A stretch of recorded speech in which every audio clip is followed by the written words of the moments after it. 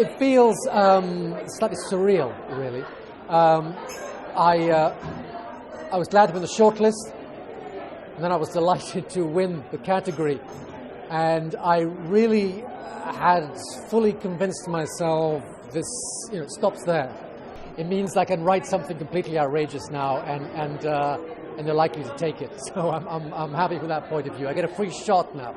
Yeah. Pure is a novel set in the mid-18th century, just before the French Revolution, set in Paris. The hero is a young engineer from the provinces, a slightly fragile young man who is given the important but rather vile job of destroying an ancient cemetery right in the heart of Paris. So it's the story of that. It's the story of his, as he destroys the cemetery comes close to destroying him. There's also a love story. There's and it's also about probably lots of things that it's about friendship too. It's a you write about many things when you write a novel. That they're people assume that things have a single theme and that's it. But of course, there are many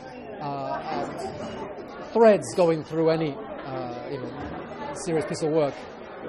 Well, it was the cemetery that I read years ago in a book by an historian, a French historian called Philippe Haris.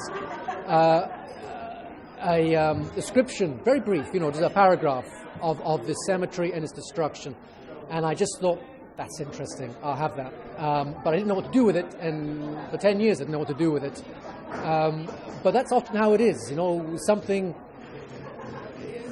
you take a hint, you receive a kind of a suggestion, and you just let it sit and proliferate in some way, and trust that the time will come when you're ready to do something with it. And that time came a couple of years ago when I found the engineer. I think he was my way into it.